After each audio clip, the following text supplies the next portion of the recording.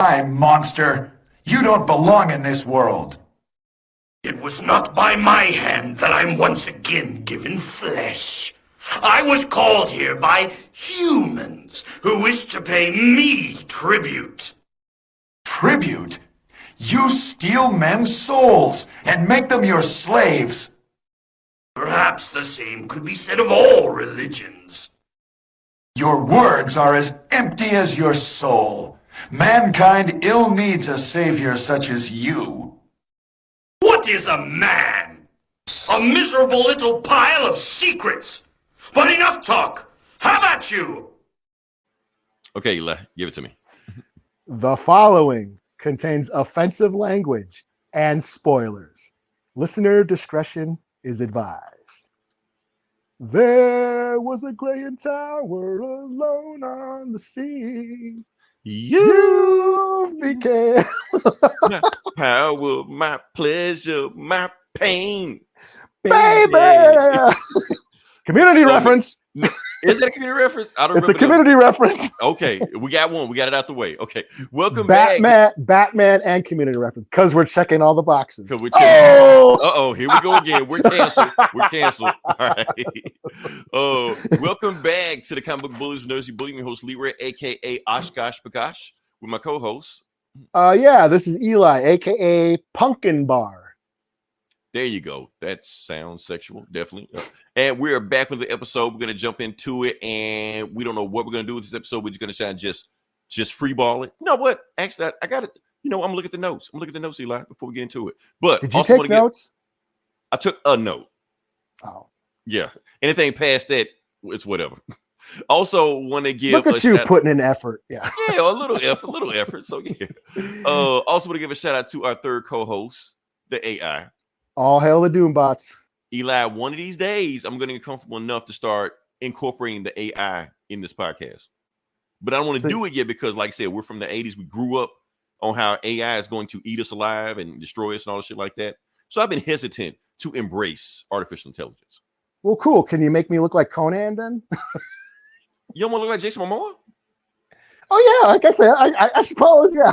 Yeah, that's what I was going to do. I was working on it. I was like, it don't look right. Because I was going to be T'Challa.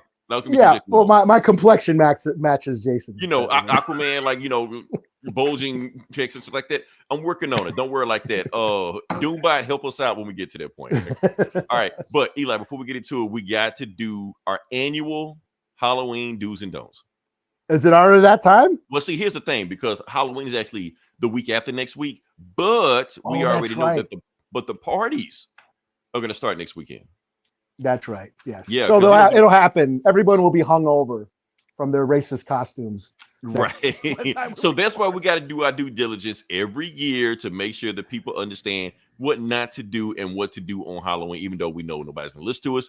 Nobody ever listens to us, but we have done our due diligence. That's all that matters. So, Eli, I'm going to let you. No. I'm going to start it off and then I'm going to let you go. All right. First off, do's and don'ts on Halloween. Do not dress up as blackface. I keep saying every year. People keep doing it anyway. So don't do it. You can dress up as Black Panther. You just Luke Cage. Don't paint your face. Just be blonde hair, blue-eyed dude under the T'Challa vibranium mask. That's fine. You can do that. You want to dress up as Kane? Don't dress up as Jonathan Majors. Dress up like the white dude in the comics. Do that. He was white in the comics. Do that shit. So that's all. If you want to be Miles Morales, that's cool. Keep the mask on. So that's all I got. Well, actually, that's not all I got, but I'm gonna let you jump in, Eli, just so you can say your due diligence.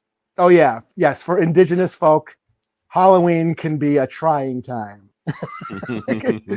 because yes, we still see those costumes with headdresses and the Pocahontas outfits and all that bullshit, and it's just clown shit. Don't do it. If ask yourself, would you wear that shit on the res? If the answer is no, fuck off. Now, Eli, I gotta throw you a curveball. Because, like I said, last week we got a little hot water. So I want to let you know: can somebody cosplay as Hawkeye? I don't know. That's that gray area. That's that gray area. Yeah. Because this came up with Naru from Prey. you know, because Prey, and then right away we saw like a bunch of non-native women dressing up as Naru, and they were in buckskin and all that shit. So I say fuck it. No, if you're not native, you cannot. No, dressing up as native is our N word. Only we can do it. Right. So don't do it. Okay. Don't do it. Yeah. That's there. Put that's the rules now. That's If you're not native, don't do it. Mhm. Okay. All right. So now, you know what? I'm gonna throw something else in there. I'm gonna throw another do's and don'ts in there. Not related to black, not related to native, just in general, just something that's been grinding my gears lately, Eli, that's just been onto my topic. I want this to stop. I want this to stop. I want sexy Vilma to stop. I'm tired Really? of Yes, I want sexy Vilma to stop. Look, we don't want this. We don't want this. Are we in agreement, Eli? We don't. I like explain one. Okay, Like, I'm gonna explain my theory. We don't want this because I ain't mad. We don't want no, Eli. We don't want this because we know where this is going. We know that sexy Velma is all about some chick trying to launch their IG channel or they're previewing the OnlyFans page or some shit like that. That's why we're tired of it. We want Frumpy Velma back. Just give us Frumpy Velma. That show sucked donkey balls. I know it sucked donkey balls, but the one thing they did, they brought back Frumpy Velma. You know who I blame for all this shit, Eli? That's James Gunn. Okay. Yes, Yeah. he is blamed for all this shit because Let's blame he's him the for one everything. for everything, the national debt, the presidential election, everything. Because Velma should not remind me of Baroness from G.I. Joe. Look, I need one fetish at a time. I don't need to combine them. That confuses me. So I just give me Frumpy Velma and just be done with it because I don't need these OnlyFans chicks and these IG chicks trying to make everything sexy. Everything don't need to be sexy. I'm just saying. Yeah, that is true. Like I should not want to have to. I should. The thought of fucking Bowser should not enter. But here we are. Like I had no desire to bang one of the big giant cat aliens from Avatar. Right. Now here's my thing. Yes, we understand that the internet Rule 34 exists and it will always exist. That's just what it is. I understand it. But at some point, it should like be a thing and go away. Like sometimes it's okay to let a frumpy thing be a frumpy thing. You don't need to sexy up everything. Just let it be, man. Yeah. That's all. Yeah. Expectations, man. Lower them. You know what I mean? Yeah. All right. So if you go on my same page, Eli, that we can do away with sexy Velma. They had its time. It was cool. It was fun at the time. We all enjoy sexy Velma, you know, but at some point we got to be like, okay, we can go back to what we had before. You know, damn, I didn't know you felt this strongly about that. I just saw it the other day, man. I'm sick of this shit, man. I know people gonna disagree with me on that. You was in the shower and like, man. Nah, man. Let me flip through the Rolodex for something, man. Hentai Velma, no more hentai. At some point, Eli, we just got to say enough is enough. That's all I'm saying. Man. All right, can we move on to the next part of the podcast? Yeah. I know nobody's going to disagree. I know that may be the most controversial thing we've ever said on this podcast, Eli, and that says a lot right there. First off, did you want to get some shout outs? Before we jump? Oh yeah. Let's I want to give some shout outs. Let's see what you bringing up first. Okay. Bring up okay. So a couple of buddies of mine, Nick Deshaw, and Raphael Maldonado, they are working on a graphic novel based on the tabletop game Coyote and Crow. So what is Coyote and Crow, you ask? It is a sort of a role-playing game, like a native Dungeons and Dragons. It's a game where it's set in an alternate future where America was never colonized. So it's an alternate future where, you know, kind of like Wakanda. It's the native Wakanda. You know what I'm saying?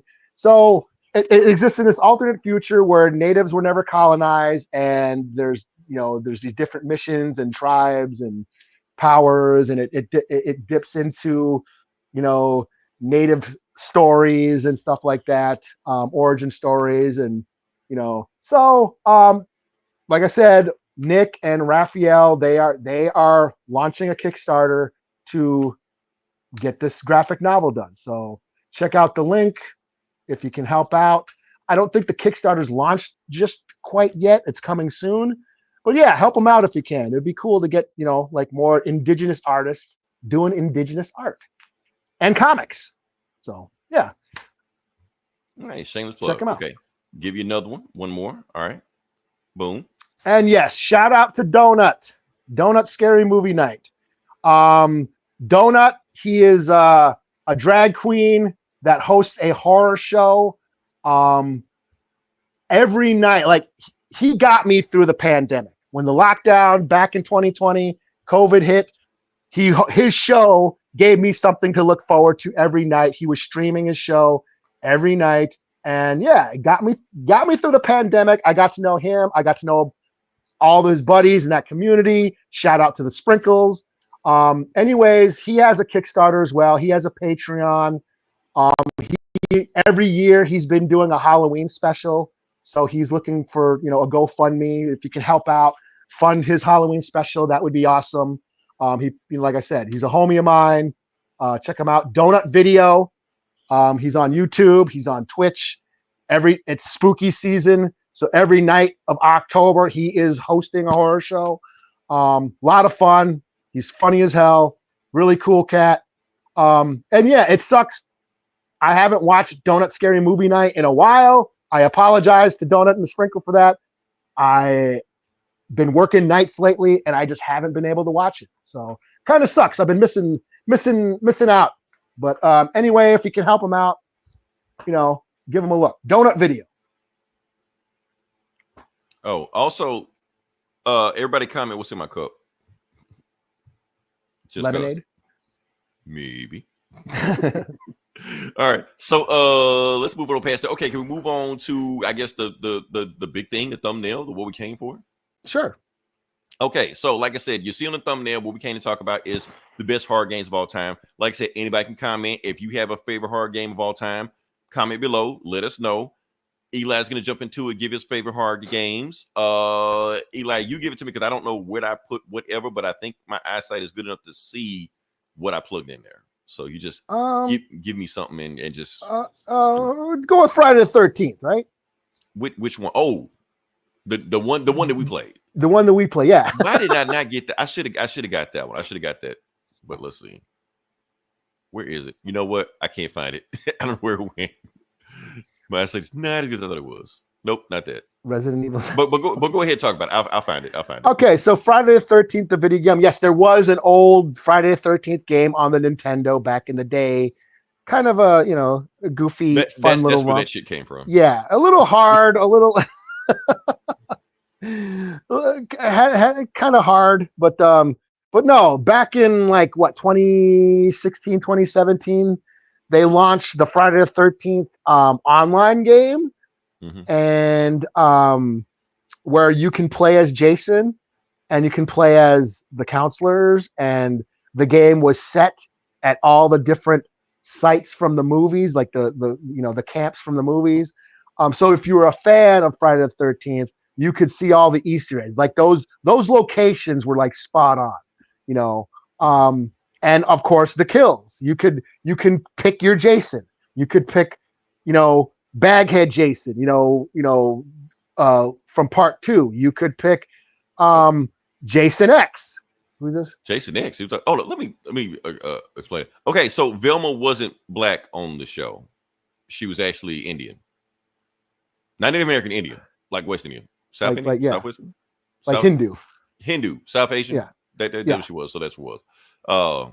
Yeah, that's all it was. So that, even though nobody watched that fucking show, and I'm glad nobody did, but yeah.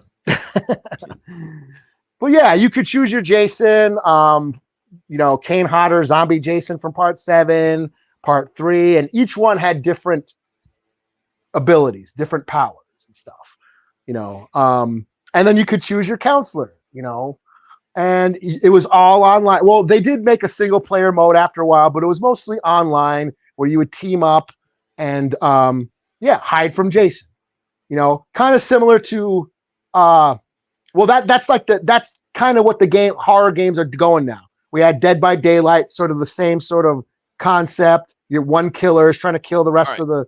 break down Dead by Daylight for me. So it wasn't Jason, but it was like kind of like Jason. Kind of. I don't think they had the rights. Like I think the Freddy Krueger character was called the Nightmare Man or something like that. You know, I think the Ghostface was called the Screamer or something like that. Yikle?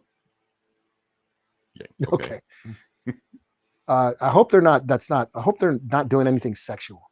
That's what I hope. I hope because sometimes they be tricking me into saying stuff on this show. Because if you are, then we want to get paid. Then you got to pay us to say your name. Right. Like Sexy Velma, you just can't just do this shit. Yeah. So yeah, Dead by Daylight. Yeah, there was one person was the killer, and one person, and then everybody else played as like the the villain or the victims or whatever, and tried to survive. Or the survivors tried to survive.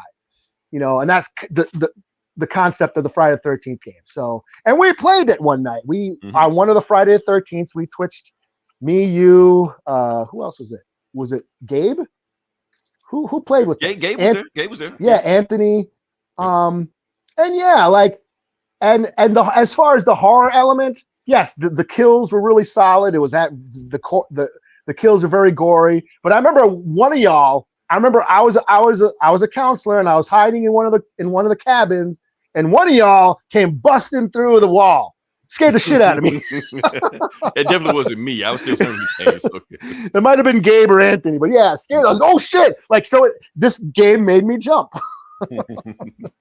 And yeah, you could kill Jason. It was a group effort. You had to go to Jason's shack, find his mother's sweater, because he has a shrine in there with his mom and his mom's severed head, and you had to get the sweater, you needed the machete, and then you needed to call in Tommy Jarvis. So you needed like a few people to basically kill Jason. But it was possible to kill Jason, and I did kill Jason, and I got that achievement. So I wore that achievement very proudly. So yeah, Friday the 13th was a lot of fun, you know, and it paved the way for the Texas Chainsaw game, for the Evil Dead game. You know, I think there's a Killer Clowns from Outer Space game, kind of similar, gameplay coming out soon. Dead by Daylight was kind of similar to that game also too, right? Like how it played. So yeah. I think Dead by Daylight came out first. Oh, gotcha. But like I said, it didn't have the rights to all the characters, you know. And now they never updated the game because that whole lawsuit going on with the Friday the 13th series, which is still going on. So so they were never able to like do an update or make it, do any sequels to the game or any of that. So that's why they couldn't call Jason X a Friday the 13th movie, because they didn't even have the rights then. Yeah. So but a lot of fun. Yeah, so let me see what else I got. I didn't even click on anything, but I'm gonna click on something this time. Oh, what do I got? Oh, yeah. Oh shit. Yeah. technically a horror game. We're gonna count it as a horror game. So yeah. Yeah, Ghosts and Goblins, where you're what's his name? What's the guy's name? Arthur. Yeah. Yep. Yeah. And then so Ghosts and Goblins is a side scroller from back in the 80s and 90s. It started as an arcade game, moved to Nintendo and Sega. And you basically ran through these basically Transylvania, shooting or like slaying zombies and demons and giant bats and wizards and stuff. He was a knight. Rescue his girlfriend. So. Yeah, a knight in shining armor. You could upgrade. You had different weapons. For people that haven't played video games in the 80s, every plot was I gotta save my girlfriend. All of them. Basically. Yeah. Basically. Or rescue the president or some shit. Yeah.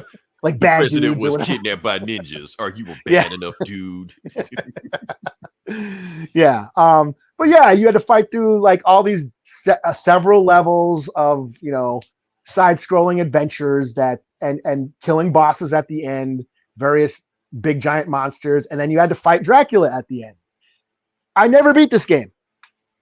I don't know anybody that did. I got to the very last level on my Sega Genesis, and I had, I believe, the knife, and it was like the knife was really fast, but it wasn't that powerful, and I could not beat him.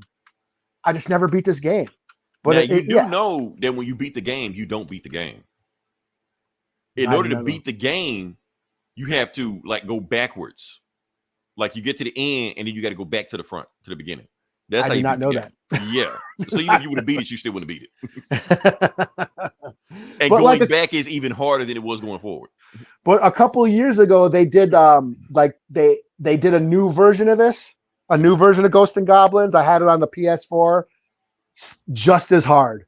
It was such a pain. I didn't beat that either. Got mad far. What a pain in the ass. Break your controller. See, those games, those arcade games, they were designed to be hard so you could just eat up your quarters. That's what they were designed for. Yeah, you couldn't save. You know, you only had like maybe 2 continues, maybe. Yeah. And when you did continue, you had to go back to the beginning of the level. Like you didn't like start where you left off. No, you had to go back to the beginning. So yeah, but it was a lot. Again, I'm a sucker. I'm into a lot of those games now. I got like the Streets of Rage 4 and the Shredder's Revenge and shit. Like I really dig those. And those games super popular too. So yeah, those they're kind of like fun. They're just retro, but not retro games. But yeah, so you can beat them in an hour, and that's it. Yeah. You know? Okay, I'm gonna throw in a game also, another hard game since we were talking about Ghosts and Goblins. Also, Castlevania, another very hard game. Another game I never beat. Now, here's the thing: and back in the 80s when we didn't have like IGN or game trailers or us, you know. The only thing you knew how to judge a game or how good the game was by the poster, by the cover art. That's it. So you saw this cover art, you're like, oh, well, this game must be good. And then you get home, it looks like that. And it's a pain in the ass. Yeah, you're just like, okay, so, but that's what you got right there. Now the thing is, Castlevania, they were one of the, and you fight Dracula and also he's one of the bad guys in that one. And they've made so many Dracula. Eli, do you recognize like the intro that we did in this show? Do you recognize that game? Yeah, I do. I had one of these on the Genesis at one point. Yeah. I played it on the original Super Nintendo, original Nintendo, the Genesis, the Super Nintendo. I played one of them. I might have been the PS2 where I tried playing the 3D one. Yeah. Okay. But they can be challenging too. Yeah. So the game that I played, the game that I showed at the very beginning of this podcast was Castlevania Symphony of the Night. It was on PlayStation 1. In my opinion, one of the greatest video games of all time. Because, as a matter of fact, I think a lot of these action games like God of War and a lot of these other games, I think they completely stole from that game. Okay. Yeah. I'm gonna tell you why. Because like the main good guy, the Castlevania game, like Simon Belmont, whatever like that. Yeah. Okay. So the game is about him. Like the game actually is about Alucard, the son of Dracula. Oh, Dracula spelled backwards. Dracula spelled backwards, Alucard. So the game starts off and he got all these crazy ass powers. He turns to a wolf, turns to a bat, throw fireballs, all kind of bullshit like that. And Dracula puts a spell on him where at first, like you playing through it, you got all this shit. Now he takes all the shit away from you. So the rest of the game, you getting all your shit back, which is what all these action games do now. Like Kratos, when he fights the gods and shit, he's also powerful. Then they take all this shit away from him. Like they all steal from that shit. His level progression, RPG, like recommend Symphony of the Night. It's like $8, on Xbox, Steam, place it right now. I promise you. One of the greatest games you ever play. Fun, awesome. Play it. So like that. Oh, cool. What do we got now? Can we talk about? I'm gonna play. Oh yeah, let's talk about it. Boom. Resident Evil 2. Yeah. I don't know where that guy is who talks about it, but I love his voice over there. But yeah, those games are great also. Eli, I'm gonna let you start on Resident Evil to see you have now entered the world of survival horror. No, this might be, if not my favorite game of all time. I don't know. It's up there. The experience. Another thing, this was back in the 90s. And these games were game changers. These were game changers. Yeah, this was a brand new experience. Like the whole entering a world like you do now, like Fallout and all these games that with the open world and shit. This was sort of like the template for that because and all that lore and stuff. So. Yeah, and the investigation and going around and finding all the secrets and the backstory of what was going on. This was all brand new. I played the shit out of Resident Evil 2. I was even having dreams about it. I was dreaming that I'd like walk up to a door and then words would come up. Do you want to open the door? Yes or no? So yeah, the experience I had playing, like I was this made me jump. Zombies and lickers were jumping from ceilings and crashing through windows, making me jump. Like this game was generally creeping me out. And yeah, it one of the best experiences I ever had playing a video game was during Resident Evil. I was trying to unlock the Hunk achievement. Remember Hunk, that character? But he was on 1, right? Yeah, but you could unlock him in part 2, where he was he's the guy in the SWAT suit. Okay, I didn't know that. Yeah. I knew he was on 1, but I didn't know you can unlock him on 2. So yeah, so I was trying to unlock him, and to do that, you could only save. You couldn't save more than 3 times. Mm-hmm. So that was, and if you played Resident Evil back then, you had to get the typewriter and find a box. So kind of a puzzle game at the time, but yeah. So I knew the world, and plus I had Tips and Tricks, the magazine with the map, as my guide. The Prima guides, yeah. Yeah. So, but I was able to do it. See, I was able. Young whippersnappers, y'all don't know about that shit. Yeah, yeah. Before the internet. So I was playing it. I got to the end. And I made the mistake of jumping on the train or plugging in the plugs of powering up the train before getting or fighting the tyrant. So or something. I did something. No, I fought the tyrant and it almost killed me. I was like low health. I had no more herbs. I couldn't, and I was walking really slow. But then the countdown started. For the train, you had to get on the train and get out before the place blew up. Mm-hmm. Well, I was almost dead, and I was walking really slow. And it literally got down to 10, 9, 8, and I'm like, go, go, go. And I'm limping. Because when you got fucked up on the game, you're at low health. You limped. You were limping, limping and really slow. And I was like, just freaking out, like, go, get on the fucking train. Because if I died, I hadn't saved in like an hour. Yeah. So if I died all over again, I was going to have to go way the fuck back. So it literally got down to 3, 2, and I got on the train and cutscene. And I went, oh shit, like big relief. Splooge, Yeah, so the intensity, that experience has been unmatched in any video game that I've ever had. That's an experience you can't get in anything else but a video game. A video game, because I was him, yeah. You wasn't, like I said, if you saw that in the movie, you'd be like, damn, he barely got out of that. But in a video game, like, damn, I barely got out of that. You put yourself in that situation, so yeah. Yeah, so yes, Resident Evil 2, and of course, I was a big Resident Evil fan. I played 3, I played Nemesis, I played 4, I played multiple Resident Evil. Let's talk about 4. Let's talk about 4. I was going to get to 4 because 4 is a great game. Was a game changer, not for Resident Evil, for video games. It changed everything because remember they changed the style on it. Yeah, so, because before that you had to do those camera angles. You had to navigate the camera angles. Mm-hmm. You couldn't this Resident Evil 4 was the first time it became like total 3D. Right, and see, the thing is, they're not saying for Resident Evil; they're saying for video games. Mm-hmm. Like there may have been there were some video games before that did that, but they were basically saying like that the way Resident Evil 4 did it, they're like, okay, this is the way we need to be done. This like the aiming and stuff, like because Tomb Raider was kind of like that, but Tomb Raider, but it changed after Resident Evil. They weren't really like that, but kind of like that. But Resident Evil kind of showed video game, okay, this what needs to be done. Do it like this, and pretty much every game just ripped that shit off like that. So all Gears of War and all this shit like that. Yeah, the strafing, the firing, system. All the stuff like that. Yeah, it was all that because like Resident Evil 2, that was survival horror. That what it is. But Resident Evil 4 was kind of moving more action. It was still action horror, but more action horror. And then, okay, Eli, did you play 5? Is that the one in Africa? Yeah, I did. I never beat that one. Man, okay. Confession time. Resident Evil 5 may be one of my favorite games of all time. It's up there. Top 10, it's up there, top 10. I beat this game so many times, Eli, because the thing is, people kept asking me to beat it. Like, my friend, hey, you want to play Resident Evil 5? Yeah, let's play beat it. I started going online, because, it had online mode on there. And I was just hitting up people like, hey, man, you want to beat Resident Evil 5? Like, random strangers. You want to beat Resident Evil 5? Let's do it. Random ass dude, never seen him again before. We were just beating Resident Evil 5. That's it. So yes, this is one of my favorite games of all time. It was in Africa. The game was controversial when it came out because the E3 demo just showed this white man with a shotgun mowing down African zombies. I do remember that. People lost their shit when that happened, man. They were like, whoa, whoa, whoa. So yeah. Also, my favorite thing about this game, Shiva. You know why I loved her so much in this game, Eli? I probably got an idea, yeah. You actually don't. I'm gonna tell you why. Because since you finally have a partner, I can always give her the bullshit weapons I don't want.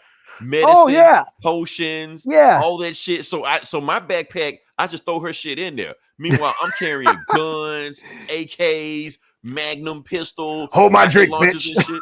You're right. And if I, get hurt and shit, and I need some potions, hey, bitch, heal me, and then take your ass over there somewhere where I can just fuck some more zombies up and shit like that. So, hold my jacket.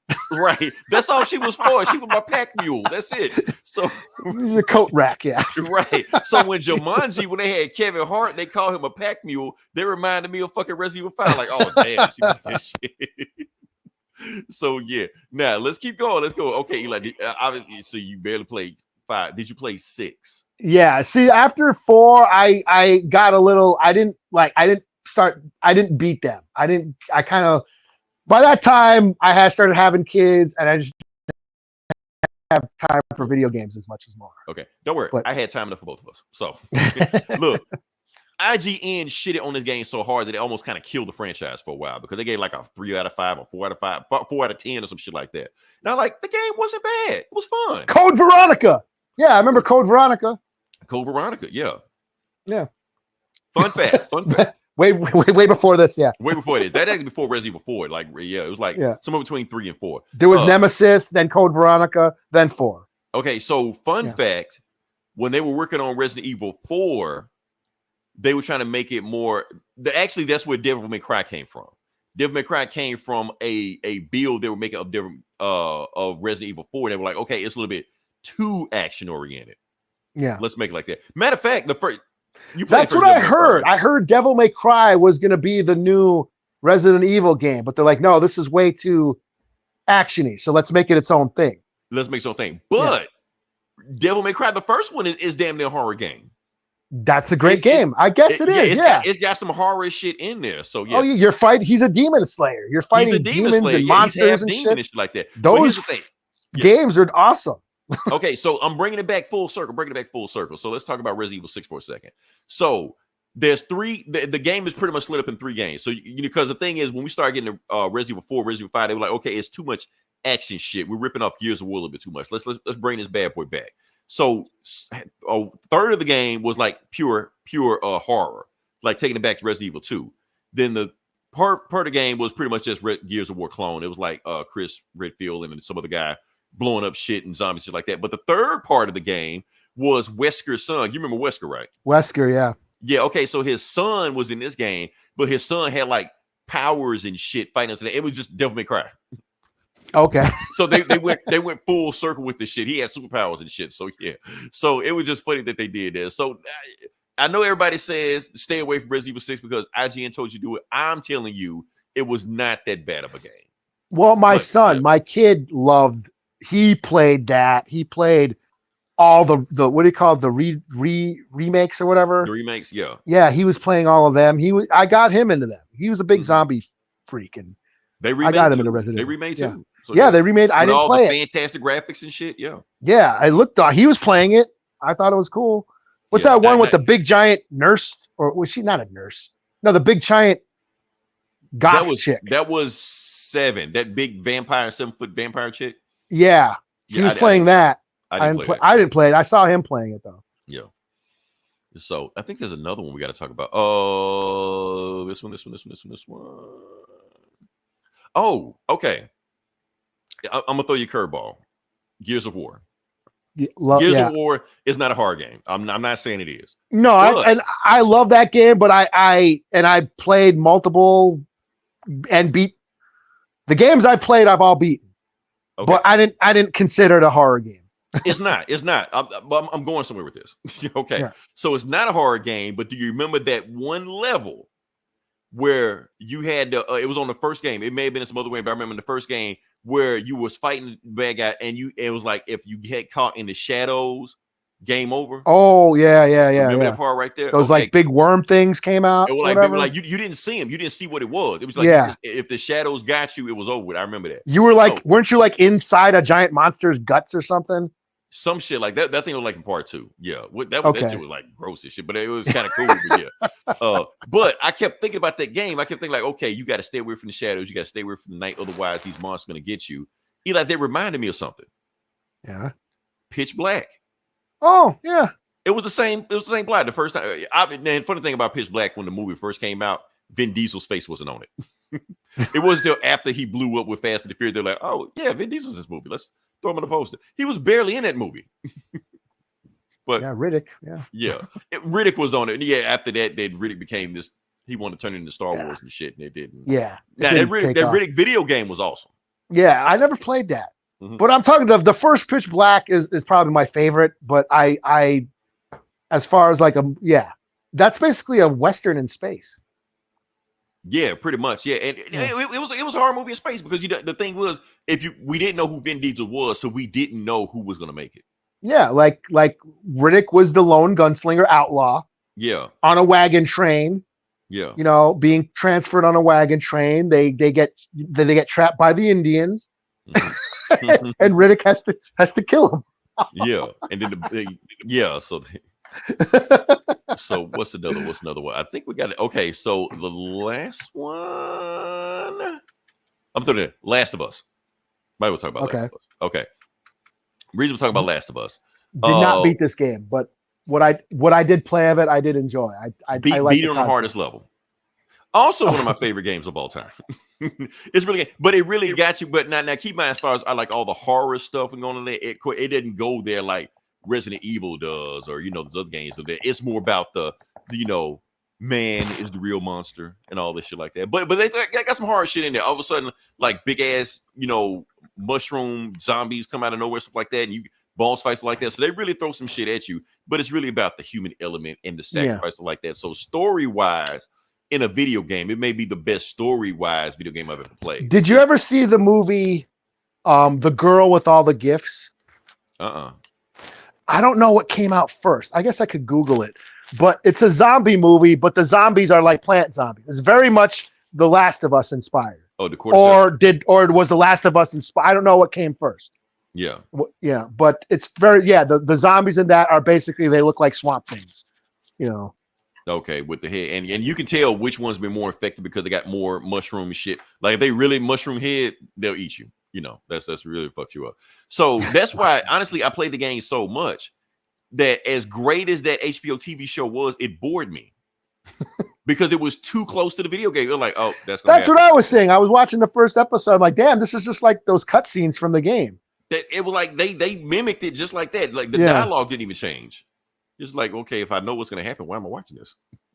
Even though it was great, they had to throw a lot of money at it. Everybody was acting their ass off. Everybody should have won an Emmy. I'm just like, I know what's going to happen. Whatever. So that being said, Eli, can I throw you a clip of my gameplay I played from like way back when? Oh yeah. I have no idea when I recorded it. I just remember I was on PlayStation 3, 4, 2. I don't know. Some shit. Anyway, I'm going to play it. Roll that beautiful bean footage. Get ready. Here we go.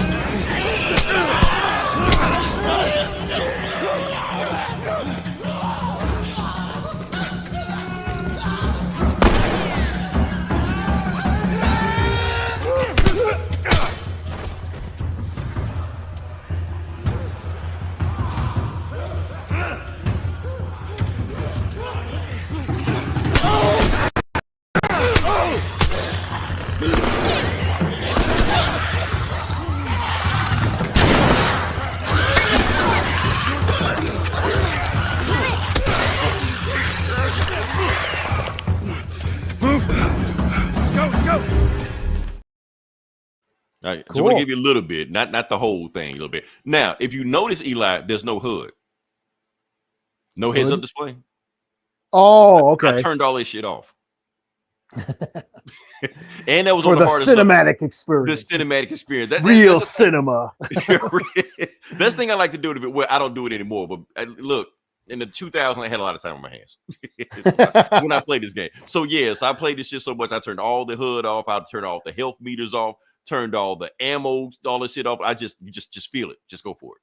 You know? it immerses you in the game. It really does. So yeah. Well, right. I just looked it up. So The Girl with All the Gifts was actually a book, a novel that came out in 2014. The movie came out in 2016. The first Last of Us game came out in 2013. Oh, so it predates it. Okay. Yeah. They're pretty cool. So yeah. Yeah. So all right. Did we miss one? That's all we got? Left 4 Dead 2. Oh, Left 4 Dead 2. Okay. I didn't really get into this one like the other ones, but did you? Yeah, well, they're both Left 4 Dead 1 and 2 were a lot of fun, but I like 2 because you got the adrenaline shots and the fucking machete and the katana. So adrenaline shot with a katana, yeah, you're fucking super ninja. Now the selling point about this game is that they basically say like the AI is always ran. So every time you boot up the game, you don't know who you're gonna fight next. No, and this was also one of the first co-op games. Like, kind of, it took like it was basically Halo, but with zombies. Yeah, and you could play as zombies. You can be the witch, the one that the jackal that jumps on you and controls you and shit. The smoker. And the one with the tongue, I forget what that was called. But anyways, me and my son, again, I have a lot of memories when my son's got into video games. He was into like Nazi zombies. And then we started playing Left 4 Dead together. That was a lot of, we had a lot of good time. Me and my kid playing Left 4 Dead, teaming up, 2-player, you could bust through a level, like one chapter in like half hour, 45 minutes. It was like really quick. So it was a lot of fun.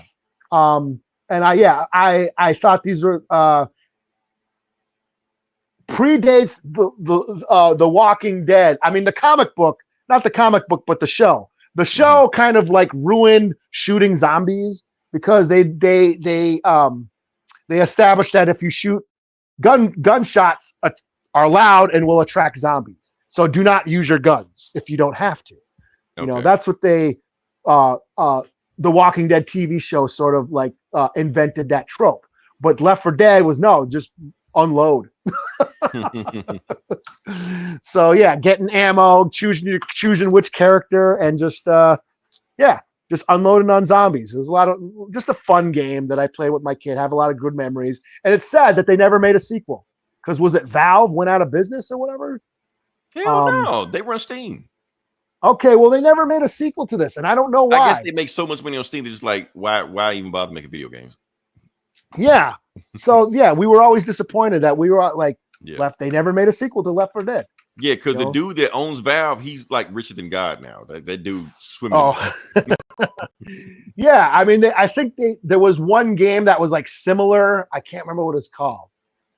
It looked like it was similar, but Dead Island? No. Okay. No, but whereas like a co-op, you can get guns and co-op and kill like zombie type things, But it wasn't zombies.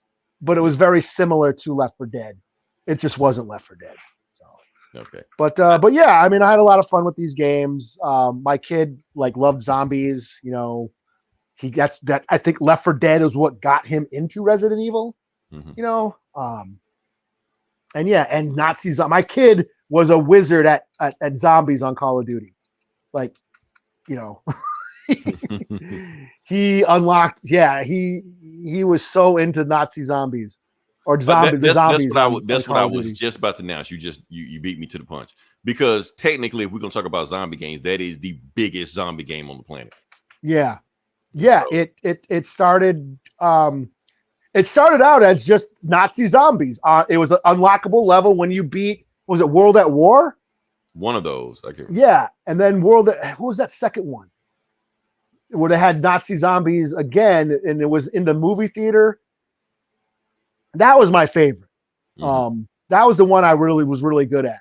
But then they had Call of the Dead and all these different levels, and they just got so crazy. And my kid was just so good at them. like one day we had on one of those was it Shangri-La?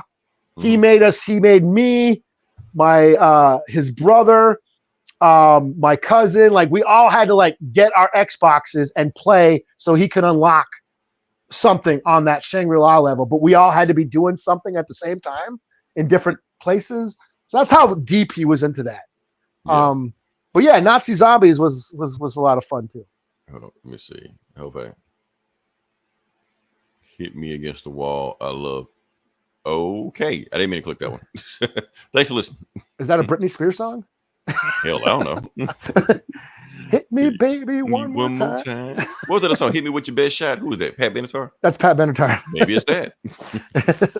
All right. So then we can move to the next part. Yeah. Okay. Now the next part we've been waiting for. Agatha All Along. All right. Give you a season recap on it. Okay. So is it over? Hell no. It's like okay. I think how many episodes left? I think it's one episode next week, and I think the season finale is gonna be after that. It's like they're gonna do 2 episodes, I think, on Halloween. I think that's what gonna do. Oh, okay. And then that's it. Okay. But the last episode was the biggest reveal of the show, the thing that shocked everybody that we didn't see coming. Okay. The kid on the show was one of Wanda's kids, Wiccan. So yeah. We already knew that. We knew that going in. Though. I think I knew that. I didn't even watch the show. That's what I thought. We knew that going in, but they tried to make it like it was a big reveal. Like, oh no, it's him. Yeah, he was revealed about it. So it's a big thing. How they did it was pretty cool. He was basically a kid, like already born, but he like stayed the other side of town. So when Wanda's thing went under, Billy, the magic one, basically reincarnated his soul into that boy's body. That's what he did. So, but what happened to the other boy, Tommy? That's what he's trying to find it. So the whole show is really about him finding Tommy. Are they going to introduce Hulkling then? That is a good question, because, and another reason why a lot of, not you, Eli, but a reason a lot of people aren't watching this show is because Billy's gay on the show. Oh, geez. Like in the comic. Like in the comics. Like in the comic, yeah. But how dare they? How dare they adapt the source material? How dare they stay comic accurate, right? So the thing is, he does have a boyfriend on the show. And they may get married. Aren't they married now? They get married. Yeah, they're married now. Yeah. But here's the thing. And this is where I hate it when comic fans and movie fans clash, because they don't know what the fuck they're talking about. Because now you got people saying, "Oh, Hulkling's going to show up." Like the boyfriend must be Hulkling. Like, no, the boyfriend was just a boyfriend. That's all it was. We don't know what the fuck he is. He's just a dude. You know, maybe he's Hulkling on the road, maybe he's not. But they're saying, "Oh, it's Hulkling. He's going to be Hulkling." But they're like, "How?" Is there a boyfriend on the show? There's a boyfriend on the show. Yeah, he shows up.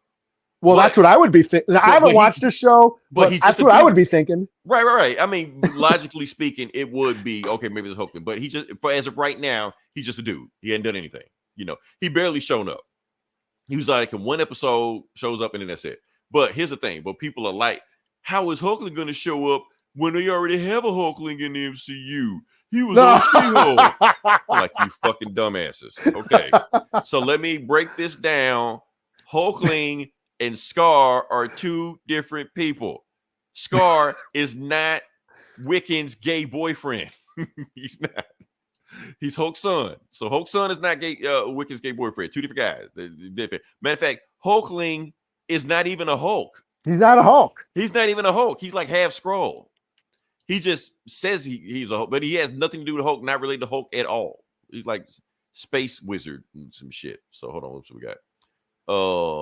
Right now, I would like to be. Oh, why do I keep clicking that? Okay, that's definitely not. You gotta pay money for that shit, yo. Exactly. That's the shit. No, nah, without the dollar. Okay, our pay-per-view live stream, but yeah. All right. What else going on in the show? Okay, so the thing is about the show, since they did reveal it now at the beginning, because when we left off of WandaVision, Agatha was stuck in some kind of weird mind trance or shit like that. So the beginning of the first episode, basically Wanda had her in a cop show. So they basically played a cop show playing out. But we look at it from Wiccan's point of view now, from Billy's point of view, where she wasn't a cop show. She was just, Ralph Boner shows up. Who? Who's that? Oh, not Quicksilver. Not Quicksilver? Not okay. Quicksilver. He shows up in the show because, and it's the first time he showed up in the episode. He just shows up because nobody wants to talk about what Wanda did in Westview. Like, they're not talking to anybody. Matter of fact, the government covered it up. They said Wait, it was a is Wanda on the show? No, not on the show at all. Not, yeah. Okay. But they referenced them, but she didn't show up. So what happened is they wanted saying that it was a government cover-up, that they're saying that the whole Westview thing was a government, was an Avengers training exercise. That's what the public thinks. Oh, yeah, so, yeah. So not quite Quicksilver. Ralph Boner shows up and tells Billy, like, no, that's bullshit. So basically, they just think it's a conspiracy theory. Like, no, Wanda went fucking nuts and enslaved the towns like that. But even the people in Westview don't say anything. So he tells Billy specifically, yeah, Wanda, not only Wanda fucked us up, Agatha fucked us up. She made me do horrible shit. We don't know what she made him do. She made him do horrible shit. Oh, he killed Sparky. The dog. The dog, really? Yeah, she made him do it. Oh, well, fuck that. Because didn't Viv do that? But he was enslaved. He didn't know what the fuck was going on. Like, didn't Viv, who did that? Was it Viv? Agatha did it, yeah. No, I'm talking about the comic, the Vision comic. Oh, Reaper did it. Was it? Was it her? I thought one of them accidentally killed a dog. Grim Reaper killed a dog. Oh, okay. I got to read that again. Yeah. The Vision comic. Awesome shit. Yeah, awesome shit. What else we got? Oh, and did I get it? Yes. I love this little Easter egg. That's not even an Easter egg, just a little novelty there. Boner family reunion, pitch a tent. Because the thing is, Agatha, Ralph Boner is just like, I'm getting the fuck out of town. Agatha can have my house. I don't give a fuck. I'm going. So when she's in her cop show, she's just really walking around his house, wearing his clothes and shit. So yeah, that's why she's wearing the Boner family reunion pitch a tent thing. So yeah. Oh, what else we got here? Yeah, that's it. What else we got here? Oh yeah, those are the witches on there. Half of them already dead anyway. Agatha killed half of them. So yeah, that's pretty much the show so far. So what is the concept? Is she like a villain, and they're trying to stop her or something? No, they joined her, even though she killed him. So and she killed him? Yeah. She tried to kill him in the first episode. Okay, there's a trick to her powers that I didn't even realize there was in WandaVision. Okay, you know how she was sucking Wanda's powers in WandaVision? Yeah. Well, she lets them know a secret, like, okay, technically I can't do anything. I don't have any powers. I can only hurt you if you shoot powers at me. So she was talking shit the whole time so they could try to shoot powers at her, but they're like, no, we know what you're doing. You're trying to kill her. But one of them dumb enough to do it, and she takes a power. So, and then kills him. So like half of them dead already. Like even the chick from the 70s show, she died like the first episode. Oh, okay. Yeah. So that's pretty much going on right now. Like I said, I like the show. It's cool. I know the internet wants us to hate everything. It's woke and blah, blah, blah, and all this shit like that. People are like, I don't like the show because the boy's gay. Oh, everybody's gay on this show. they take it there. Yeah. Agatha's gay. Everybody's gay. Yeah, it didn't look like for me, but I keep hearing good things about it. Like, well, it's just an easy comfort show, man. Now I'm not gonna say every episode gonna catch you because they got one episode they just drinking wine the whole time. I'm like, okay, well, that made me weary. But some of the other episodes, I'm like, that was entertaining. That was cool, you know. Yeah, because I was thinking about giving it a whirl, but I'm like, nah, I got the Penguin, I got. I'm trying to catch up. Yeah, man, that's Superman and Lois. What the fuck, man? Yeah, there's actually like good shows that I would recommend. Like Agatha is some shows you kind of watch. Like, yeah, that was some shit, man. So, I gotta get. Yeah, that was some shit. Yeah, Lex Luthor's a prick. Did you watch the last Superman episode? No, I haven't. No, I didn't watch the new one. I'm not gonna spoil it. No. And then of course Abbott Elementary's back on, so I'm watching that. Yep. So I just all the show to watch. All these we got a bunch of stuff. So yeah. So like I said, Agatha's cool, and everybody want to hate it. Look, this show is exactly what you think it's going to be. You click it on. If you're gonna go and hate it, that's what it is. You want to just watch some. Hey, look, Catherine Hahn's killing it. I just like her just being crazy ass Agatha because she does whenever she's on screen, she says funny shit. That's just all it is. So yeah, and she's a villain. She's evil. That's what I like about it, because she's the bad guy of the show. She's the good guy of the, well, she's the hero protagonist of the show, but she's a piece of shit. But she's a villain. Yeah, she's a villain, and they don't pretend like she's not. She's trying to like be on the road to redemption. No, she's just an asshole the whole time. So I kind of like that. So yeah. It's cool. But yeah, can we move to the next part of the podcast? Yeah. Okay. Like I said, we're here now, Eli. This is the comic book bullies. We're talking about comic books, and we're gonna jump into it. And shoot, I'm gonna let you go first. You actually have more books than I do. Well, let's get Ultimate Spidey out the way. You might have to actually. Well, you didn't read this, so I didn't read it. You might have to help me. I had limited funds, so I had to pick something, and I should have picked that one, but I didn't. I don't know why. But I should have. Well, Ultimate Spider-Man. This is Jonathan. Is he? Yeah, Jonathan Hickman is writing it, spinning out of his Ultimate Universe, where the maker remade this universe and fixed it so there's no superheroes, and then is secretly running it with a bunch of other villains called the Council, and running from the shadows. So he's like a secret Illuminati, if you will, running the world. And anyways, but Tony Stark and Captain America kind of found out what he did, and they gifted Peter Parker, who never became Spider-Man because the maker made it so. He gifted him a radioactive spider to get bit by and give him powers. So that's what this series is. It's basically another a reboot of the Spider-Man myth. Yeah, and I do like the fact that in this whole universe that Peter chose to do that. Yeah, like it wasn't accident like it was in the 616. Like he had to choose between family, superhero, superpowers. Yeah, him and MJ are married with kids. Uncle Ben is alive, doing a newspaper with J. Jonah Jameson. Gwen Stacy is alive and is married to Harry Osborn, who is now the Green Goblin. And him and Peter have been going around being superheroes together. So Spider-Man and Green Goblin going around being superheroes together is what's been going on. So in this issue, J. Jonah Jameson and Ben, Uncle Ben, they're being journalists. They're going around on their investigative reporting. They're finding out that Oscorp has been fucking secretly buying all these companies, for years. They're trying to get information. They're interviewing people. They finally find the source, and they end up interviewing Gwen Stacy, who is the CEO of Oscorp. And they're basically like, "Yo, we kind of know what you've been doing. Your Oscorp has been buying up all these companies and changing names and blah blah blah blah blah. And it just so happens, when you bought what's Tony Stark, that the company Tony Stark had, Stan and Stark, yeah. When you bought Stan and Stark, all of a sudden there's a green armored suit person flying around." So that it can't be a coincidence. Yeah, because Oscorp bought Stan Stark. Yeah. Yeah.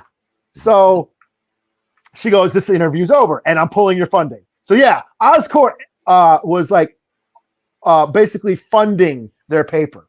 Like Gwen Stacy was funding them as a newspaper. Because Mary Jane talked her into it, so yeah. Yeah, and because they both were reporters at the Daily Bugle, which was owned by Wilson Fisk. Who's part of the Confederacy, or who's part of the makers, the Council or something? Council, that's what it was, yeah. Yeah, who's part of the makers crew. Let me take a drink because this is a lot. It's Hickman, baby. It's Hickman, yeah. So she's like, "Okay, I'm pulling your funding." Harry shows up and confronts J. Jonah and Ben, and like, "What the fuck you doing, man? Like, what are you doing?" And they basically explain like, "Yo, we know what's going on. We know Oscorp has been doing this shit. We know that we know that the Green Goblin suit is owned by y'all and all this stuff. And, we know about all that." And then Harry goes, "Well, I'm the Green Goblin." And then I think it was like J. Jonah goes, hands Ben like a $5 bill. Like, I knew it. Like, what? He's actually, we knew what. I thought it was going to be Gwen, but but yeah, we knew it was one of you. And he's like Harry's telling him, do not run this story. Do not run this story. Mhm. There's so much at stake here. And he basically says, your wife was killed and my parents were killed in that disaster, that whole explosion that the maker set off and shit, Mhm. and that's why I'm doing this, so do not print this story. I'm trying to find out what's going on. Me and Peter, blah, blah, blah. We're trying to find out what's going on. Here's what we know. And Harry hands them the disc with or the flash drive with all of Oscorp's info. This is what's going on. And he hands the drive to Ben and J. Jonah. Oh, wow. And the very last scene is like, okay, here we go. We wrote this article. We're running through it. And this is what we're going to do. We're going to create a surname. We're going to make up another persona, a fake reporter who's, he's our star investigative journalist. And that's the name we're going to put on who wrote this article to protect their identity. And it's like, here's this article, and it says by Ben Reilly. Oh, okay. Yep. So they're taking Peter Parker's clone and using him as a surname for their fake reporter. Okay, so they can post it under there. So yeah. Fucking Hickman. And that's where it ends. To be continued. Okay. Nice. Okay. So yeah, this is a Spider-Man comic without Spider-Man. It's just J. Jonah and Uncle Ben being reporters, being journalists, investigative journalists. And it was pretty cool. Peter doesn't show up at all in this? Peter's not in this at all. Wow. Okay. Yeah. Interesting. Hickman, man. So I'll give it a 4 out of 5. This is still a cool book. Okay. I'm going to... No, I'm not going to do that. I'm going to do this. I was going to stick with Marvel, but I'm going to switch up to DC. We're going to do this. Because I kind of enjoyed it. This is why I didn't read Ultimate Spider-Man, because I want to get this. You're going to be like, Leroy, what the fuck? I'm going to do Green Lantern number 18. Okay. Yeah. Is this Hal?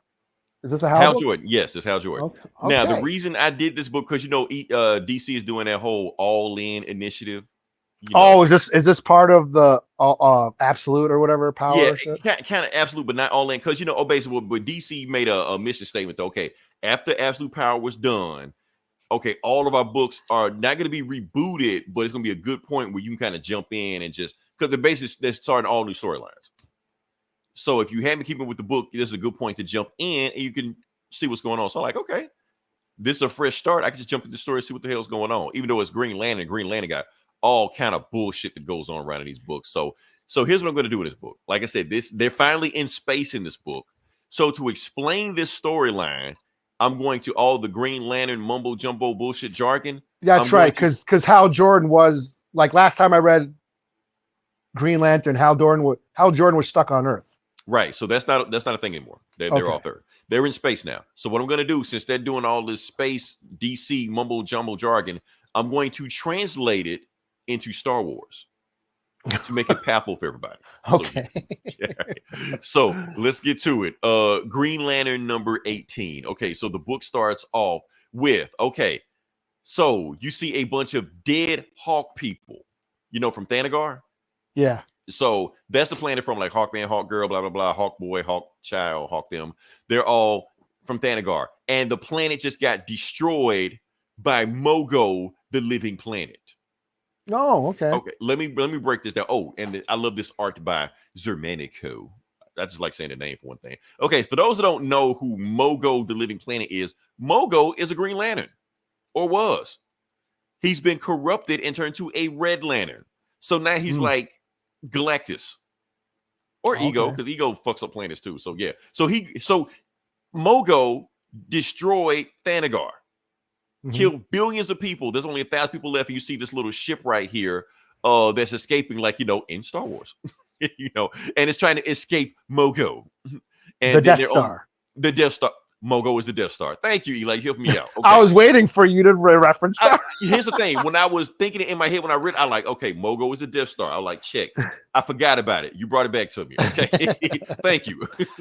So anyway, the rebels are trying to get away.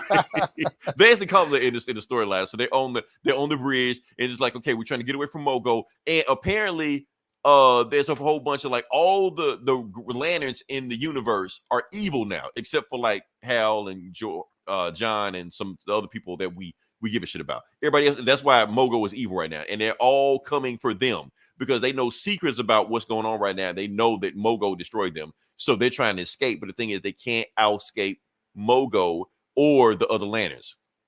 So what they decided to do, and they're on a Ranian spaceship. That's how you know this shit is real. Okay, for those that don't know DC lore, Thanagar and Rand hate each other. They've been at war for 1,000 years. The shit has been so bad, Rand is actually helping them escape. So they're on the ship, and Hal and John Stewart's in the book, and Star Sapphire. Okay, I'm gonna break down Star Sapphire. Star Sapphire is Green Lantern's Hal Jordan's boss / girlfriend, Carol Ferris. So yeah, that's her. Anyway, she's there, and they're like, okay, look, we need to give the ship time to escape, so we need to go out there and take care of business. And Star Sapphire, well, Carol's just like, whoa, hold up, I'm not ready for a war or a battle. I'm not trained for this shit. Like, no, you have to be trained for this shit. I need you to fix the ship. Oh, because the warp drive got destroyed. They didn't call it a warp drive. I'm just telling you it's a warp drive. So yeah, you need to fix the warp drive. They need to jump. They got to make the jump to hyperspace. They got to make the jump to hyperspace. Yeah. So go down there, fix the warp drive, while me and John do what we do, because what we were trained to do. She was like, but I don't know how to fix a fucking spaceship. You're like, you know how to fix an airplane, don't you? You run Carol Ferris airline. You run your own airline. So use that knowledge, fix the spaceship, fix the warp drive, while we go take care of a fucking planet, you know. And then Hal and John go to work, and then the evil bad guys, the Sith Lords, and it's only 2 of them. That's crazy. Yeah, so they're basically saying they're looking at the ship. So basically, they're saying they're trying to blow up their ship, because the ship, if that ship gets to the United Planets, they're gonna expose the corruption all in the government and shit like that. So they need to destroy their ship right now. But they got the shields up. But don't worry, eventually we will get the shields. We will get them. So yeah. So, and how were they able to do that? They actually kidnapped the Teen Lantern. I'm not gonna get into her right now. She's a thing. She actually knows how to control the Green Lantern ring without having a Green Lantern ring, but I'm getting past that. Point is, they're like, sir, we have issues. The lanterns are stopping us. Like, how we control the Green Lanterns? Like, no, not these Green Lanterns. And it showed Hal and John about to go fuck shit up. So they out there, and they don't even talk. They don't even speak. They've been through this shit so much. They are so well trained that they know what to do. They know the plays. They know the runs. So basically, John goes for the lanterns, and Hal goes for the ships that are attacking him. He takes like giant swords and chops the ships in half. So between John and Hal, even though they sound like a whole bunch of lanterns at them, they're fucking them up, because none of them have the will that they have, until they get hit by this dude, this space zombie thing that has actually been chasing John Stewart all throughout his solo run. I think they call him the Star Shroud. That's what they call him. And he's able to put a stop to John Stewart just like that. Smacks Hal up against the ship right there. So he's able to take them out just by himself. Like, he's that strong. And that's when Hal's like thinking, Starfire, Carol, you got to hurry and fix that damn warp drive and get the hell out of here, because otherwise this guy's going to kill you, because we can't stop him. So Carol, apparently her ring has the power to like fuel any source. So when she found out what the source is, she fixed the source, fuel, and that's it. She powers it. And that's when Hal realizes that they got the ship back online. She's like, hey, I noticed that. That's my girl. She did it, you know. And that's when the Star Shroud is still fucking both of them up, choking the shit out of John Stewart. And that's when Hal Jordan throws a bear at him. And he just smacks the shit out the bear. He like, you fucking throw a bear at me? Yeah, like a green bear. You're like, this shit ain't gonna stop me. A bear. Yeah. Of all the things to think of. A bear. Here's with a bear. It doesn't do anything. Oh, man. Like, you're wasting your time, Hal Jordan. What the hell are you doing? And Hal's just like, I want you this shit. And then John Stewart, since he got distracted, is free, hits him with a boxing glove. And he knocks him into the thrusters of the ship when 3, 2, 1, bam, it blasted the Star Shroud right in the face. He gets blasted, and they hyper warp speed drive out of there back to Planet Rand. So they're out of there. They're good. Okay. And then Hal's just like, John, I saw you use that damn boxing glove, man. Why are you stealing my shit? you know. And John's just like, look, I want to do it one time, man, because I'm not doing that corny shit again, you know. So they're just talking, okay, what's the next play? What should we do? Let's go to Oa. Let's see what Guy Gardner's doing. Meanwhile, they see all these dots behind them, and the dots get bigger and bigger and bigger until they realize it's more lanterns about to come for them. They're like, oh shit. Yeah, they were like, he was like, I'm waiting on you, princess, ladies first. You're like, it's a trap. Right. So they're getting closer to him, and they like not even paying attention, so like ignoring him. And then they just turn to like Mad Max cars and shit. Sorry, I'm switching from Mad Max from Star Wars, but they just mow through them and just fly out of there. Just get rid of all of them. They headed to Oa. So yeah, that's it. So the Sith Lords or whatever, like that you want to call them, the evil councilmen, they're just like, where the hell are they going? They were like, obviously they're going to Oa. That's what they do. They're like, but don't worry about them. We need to catch that Rand shit. We need to get them because they have the secrets. And that's when that dude they killed, the Star Shroud, came in here like, no, fuck that. They going after me. I want revenge. We're gonna go to Oa right now. If that's where they're going, I'm going to Oa too. And they're just like, hold up, you don't run shit in here. We're your boss. We tell you what the fuck to do. We're in charge. And then he, bam, puts his hand through his chest, and then tells everybody else in the ship, anybody else want to argue about who's in charge? Set the ship to Oa. And there you go. So they go to Oa. I find your lack of faith disturbing. And then I forgot to mention this guy, this whole bad guy, Thoros. He's like evil and shit like that. They thought they killed him. He's not dead. He teleports to Oa, and I guess he's gonna fuck some shit up also. And meanwhile, they were like, and then okay, I'm gonna skip through all this shit. Guy Gardner frees. They're on Oa right now. They free the other Green Lanterns like Kyle Rayner and Sojourner and other people. But they realize that the war is coming, and while the Rand ship is stranded away, they realize that something is in that engine. And what is in that engine? Whatever the hell that Star Sapphire had in her ring, it's infecting the ship. So, alien reference. That looks like an alien. It looks like a xenomorph. It looks like a xenomorph. So, yeah, to be continued. So, yeah. So that's the story. So actually, it wasn't a good jumping off point because they threw like a whole bunch of Green Lantern shit in there. But you know what? I don't care. I'm enjoying it. It was fun. Wacky space shit. That's why I read Green Throwing Lantern. bears. Yeah, throwing bears and bike and shit like that. That's what I like about Green Lantern. I don't really much care for Green Lantern when he's on Earth because I can just read Superman for that. You know, give me the wacky space shit when he's all doing all this wild Star Wars, Star Trek shit. Give me that, and then I'm enjoying. That's what separates Green Lantern from everything else. So yeah. What else we got right now? That's the guy. That's the guy who. They all think you're okay. hot, My fault, man. I don't know why I keep clicking this shit. Okay. What the? That's a different guy. This okay. Yeah, you're man. You're fucking riling them up, man. I don't know what the. I guess I don't know. All right, so that's to say I enjoyed this book. Just give me more wacky space Green Lantern shit. And I'm gonna say 4 out of 5, man. I'm a 4 out of 5. You know, it's cool. That whole bear thing, that's why it made me laugh so much. Is I remember reading a Batman comic where he's talking about Hal Jordan, and he's like, of all like the power of that ring and what could be done with it, and they gave it to the dumbest ass of all time. Right. They'll do shit like boxing gloves and shit like that. Yeah, like a bear. I'm gonna throw a bear. I'm gonna throw a bear at you. Yeah. Because and that's the thing, because I like this whole dynamic between Jon Stewart and Hal Jordan, kind of like Lethal Weapon and shit, you know. Yeah. John is the serious cop, and Hal Jordan is the loose cannon and shit. They go back and forth. I like that whole dynamic. They're all space cops. That's all they are. So yeah. Yeah. All right. So did I get a score? 4 to 5? You said a 4 to 5. Cool. That's all it is. All right. So what you got next? I'll do Nightwing 118. Nightwing 118. When he's falling out of a building and you just like relaxing and chillaxing. Yeah, this is bittersweet. This is the last issue in Tom Taylor's Nightwing run. Oh damn. Yeah, such a great run. This is it. All good things must come to an end. On to the next.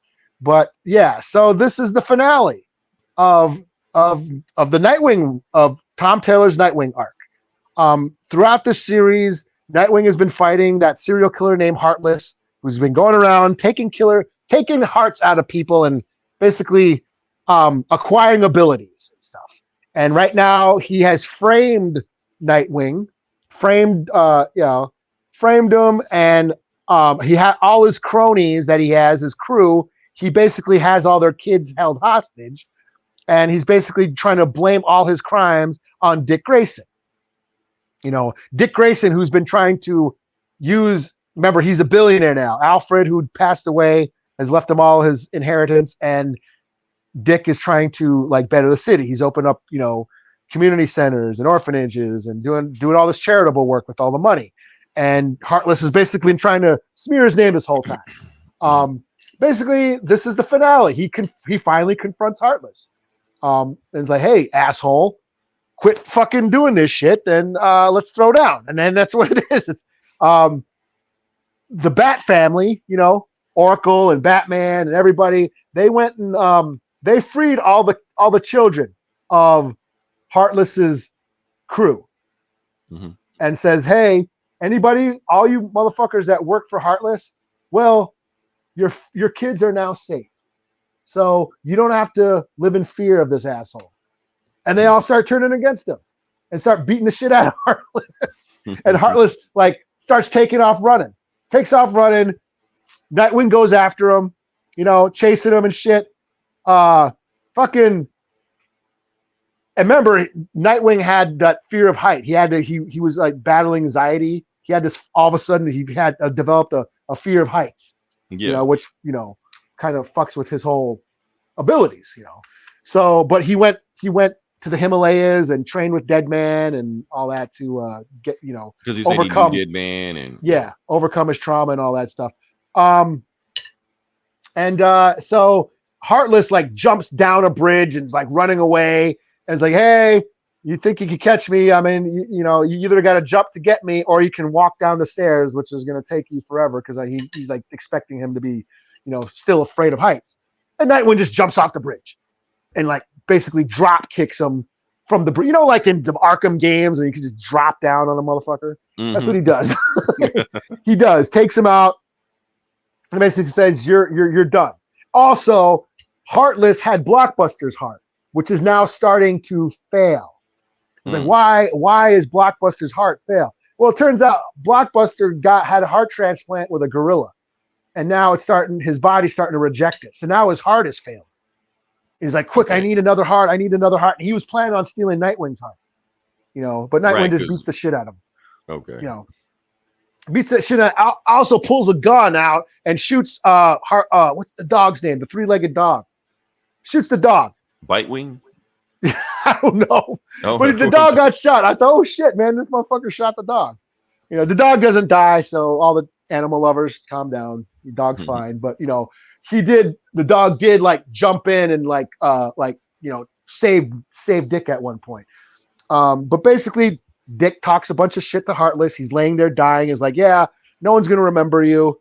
You know, you thought power was, you know, you had all this power for your own gain, but you know, I'm using power to help people, and that's what it should be used for. And no one's gonna remember you. You're a fucking asshole. Like my crew, everybody who follows me, they actually like me. Not unlike your followers who lived in fear of you, you know, so fuck you. So that's kind of like it ends there. And then of course, you know, there's the final scene where Dick and the Bat family are all, and of course his sister, the mayor, Zuko. Yeah, because Zuko's daughter is also his half sister. Like her and her wife are sitting there, like, oh, okay, this is gonna be a new city. We're gonna like, you know, we're gonna do real superhero stuff. You know, we're not gonna like use violently. Basically, the anti-Batman message that you love. You know, like we're gonna use wealth to actually help people. You know, and that's kind of so where they don't even call it Bloodhaven. What do you call it, Haven? Yeah. So that's where it ends. And this is cool. Like I said, this is the final issue of Tom Taylor's run, and what's his name, Bruno Redondo's art and all that. One of the best. This has been my like consistent books I've been reading for the past how many years? 4 or 5 years. When did it start? Yeah, and his book been winning awards, all kind of stuff. Yeah, great arc. You know, made me. I've been reading this book and not reading Batman. Right.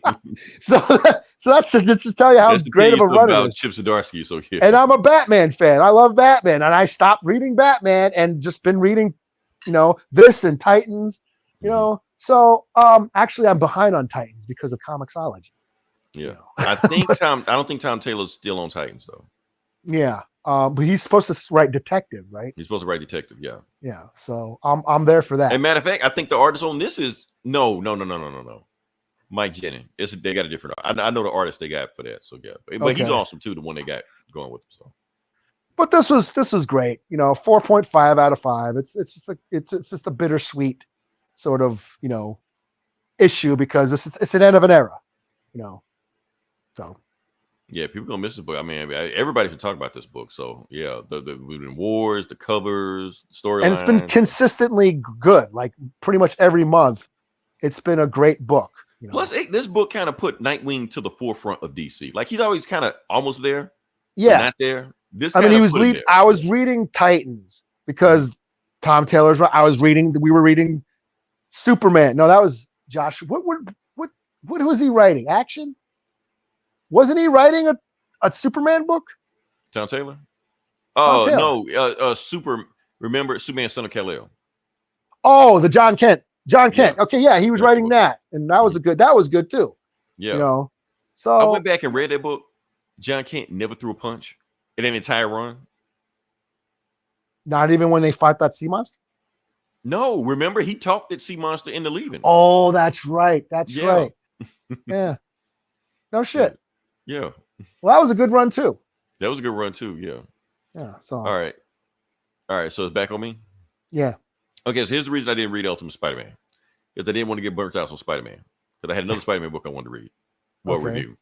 And the book I reviewed was where is it? Boom. Miles Morales, Spider-Man number 25. Reason I'm reviewing this, because in this issue he fights Black Panther. Oh no shit! Yeah. Is he still a vampire? Yes. Okay. But all that weird shit's still going on. So yeah, Eli. To see Eli, this is what they want us to do, man. Miles Morales versus Black Panther. This is what they want. Anyway, let's jump into the story. Vampire Miles Morales versus T'Challa. So let's go to it. So let's see what's going on. All right. So the book starts off with T'Challa. So okay, so like I said, I haven't been keeping up with Miles Morales to know what's going on. Apparently, he works for Misty Knight. He's like one of the heroes for hires or whatever. So the answer, Miles Morales. Yeah, Miles Morales. He's one of the heroes for hire. Okay. Yeah, and his girlfriend is Vulture's granddaughter, who's also a superhero. Starling. That's his girlfriend right there. Okay. Mm-hmm. So I was trying to think of that crime war or mob war or whatever, where that was Gang Spider-Man. Gang war. Yeah. Well, that was Tombstone's daughter. Okay. No, I'm thinking. Okay. Daughter. Now this is Vulture's granddaughter. So yeah, and so basically, T'Challa's here, so he knows about Miles' vampirism. Like I said, for those who don't know, they had the whole Blood Hunt thing going on, where Blade took over the world. Like a quarter of the world became vampires, and apparently, when they fixed the shit, they didn't fix Miles. So Miles is still a vampire, and they trying to fix that shit. So T'Challa's trying to fix that shit. So he's looking at his blood work, trying to see what's going on, trying to see if he's where, and he's just like, okay, so how you feeling? So apparently, Miles can control it until he uses up his electricity powers, which like burns him out, and then he can no longer control the thirst at that point.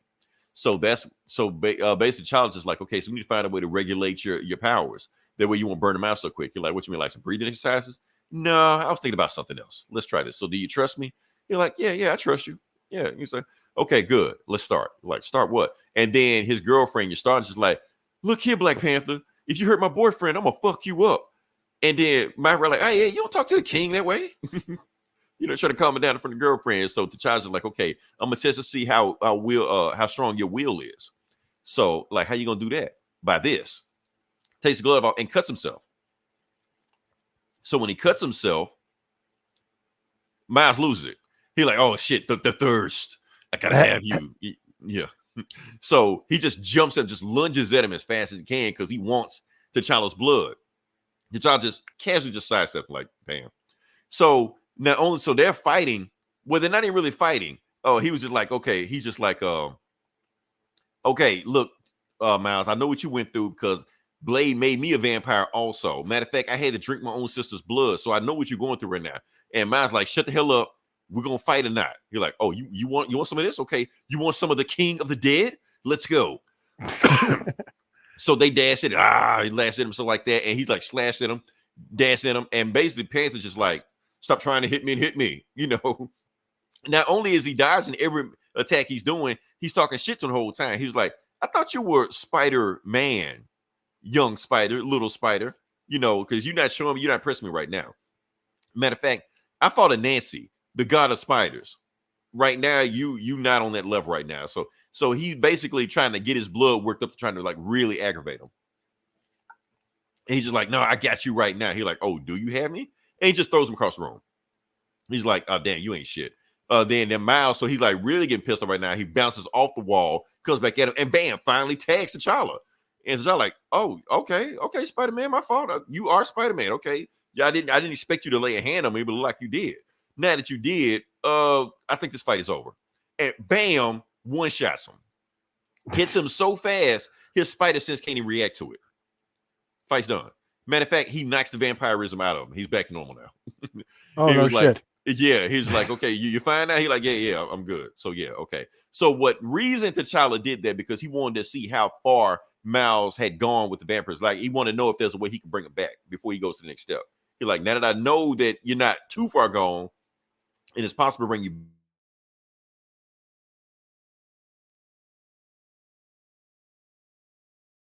Are you there, Leroy? Did you get cut off? Or did I get cut off? Leroy, are you there? Are you there, Leroy? I don't know if this is you or me that's cut off. We may be having, hold on. Power went out. Give me a sec. Okay, so Leroy, power went off. So he's going to have to reboot. I guess, I don't know what his score would be. So I'm just going to go on and review my last book, which is Destro number 5. Basically, this is the last arc or the last issue in the Destro series, the whole Energon universe with Transformers and G.I. Joe kind of crossing over. And basically, this is Destro. He's been at war with Tomax and Zaymot, those evil twins from the G.I. Joe universe. They were on Cobra. And it turns out they've been teaming up with Cobra because to get the Energon, you know, and they were trying to overthrow Destro, you know. But basically, Destro's basically took his stuff back, took his company back, and he basically fights Tomax and Zaymot, and beats them up, and was right about to kill him, but says, no, I'm not going to kill you guys, but I think we should team up. You know, the world needs, we need to pool our resources together and master this new threat that's coming. There's giant robots. They know about the Transformers. We need to pool our resources together and develop weapons with this new source of energy, which is the Energon, and, you know, and fight this new threat. So that's what they do. Tomax and Zaymot, Cobra Commander, and Destro are basically all teaming up together, and as one giant, as Cobra, as so this is basically the birth of Cobra, you know, and then and that's kind of it. That's where it ends. Like, this is the last issue in the Destro series, and now this is leading into the G.I. Joe comic, which is coming out, I believe, next month. And and they're going to be crossing over with the Transformers. So this was a lot of fun. I'll give it a 4 out of 5. I've been digging the whole Energon comics on Image. The Transformers book has been my favorite book, like, for the past year. I'm a big Daniel Warren Johnson fan, so that's been a lot of fun. We've had the Duke book, we've had Scarlet, we've had Cobra Commander, now Destro. Now this is all leading up to G.I. Joe. So this has basically been G.I. Joe year 1, and it's been a lot of fun. So yeah, and looks like Leroy is still indisposed. Let's see, what can I talk about? I guess I'll talk about Terrifier 3. I know I talked about it last week, but I actually got to see it the other day, and I thought it was okay. It is a gore flick, you know. That's pretty much why it's a Terrifier flick. That's what they are. They're gore movies, what we called splatter flicks back in the day. Are you back, Leroy? Is Leroy back? Anyway, so what looks like he's not quite back yet, but but anyway, so yeah, Terrifier 3. It's more of the same. You go for the kills. I thought it was okay. The kills are very solid. The effects, the practical gore effects are top notch. Damien Leone knocks it out of the park as far as the gore and the splatter effects. I did cringe a couple times. That shower scene was pretty brutal. I did cringe a couple times. There's a lot of it had me cringing and laughing at the same time. Oh, you back? Oh. Well, he's on his way back. Leroy will be back soon. So anyways, yeah, the shower scene, Terrifier 3, very sick. Like that kill was what made the movie. Had me cringing and laughing my ass off at the same time. And yeah, Art the Clown is another slash icon. It's cool that we have another slasher like Jason or Freddy or Chucky or Michael Myers. Like Art the Clown is another horror icon. So he's, and you never know what he's going to do. So when he shows up, because he kills everybody, kids, animals, anybody. So when he shows up, you're like, oh shit, what's this guy going to do now? I do feel like it did, like the last movie, I do feel like it dragged a little bit because these kill scenes go on for like ever. So I found myself like, come on, man, like all the screaming and the whine, like, dude, Art, come on, get on with it. Jason would have had this done by now. But I know that's Art's style. That's Art's shtick. He likes to laugh and at the suffering. He likes to make fun and poke fun. Yeah, are you back? You back? Yeah, I can hear you. I can hear you. Are you back? Everything's screwing up. Let's see. Okay. So Leroy's back. I was still talking about Terrifier. Are you there? Yeah, I can hear you. My fault. It just. Okay. You there? Yeah. Am I cutting off? Yeah, you're there. I can hear you. Okay. My fault. Okay. So camera's going out. Oh. Yeah, I was just kind of like going through. I was giving a quick Terrifier 3 review. Oh, it looks like Leroy's out again. So yeah, I will continue on with my Terrifier 3 review. So yeah, I mean, I felt I felt it dragged a little bit. I felt Art, but that's Art's style. He likes to take his time with the torture and laugh at everybody's agony. To me, that gets a little old, but I know that's his shtick. My main complaint about this new movie is Sienna. I wanted more of Sienna. I love Sienna from the last movie. She was my favorite part of the last movie. And I really I thought she was badass. She's a really cool final girl. I felt like in this one, she didn't get to do much. She's just kind of going through trauma. She's having nightmares and kind of just crying and being a victim. And I wanted to see her more. I wanted her to be more proactive. She does throw down at the end, which was cool, but I wanted more from her. I wanted her to be more badass like she was in the last movie.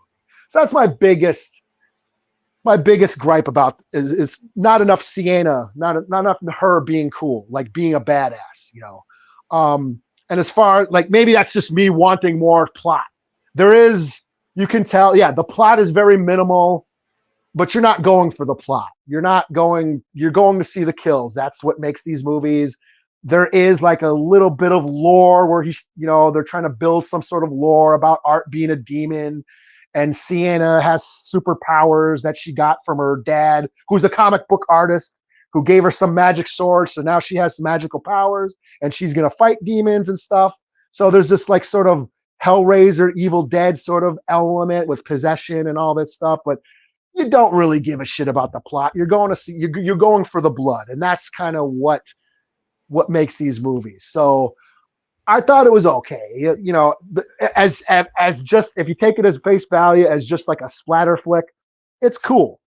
If you want a little bit more lore and a little bit more plot and character development, which is, I think I made a mistake of doing. Yeah, I was a little disappointed. So yeah, I'll give it a 3 out of 5. It was 3.5. I'll give it a 3.5 out of 5. Yeah, that's about it on Terrifier 3. Yeah. Are you back, Leroy?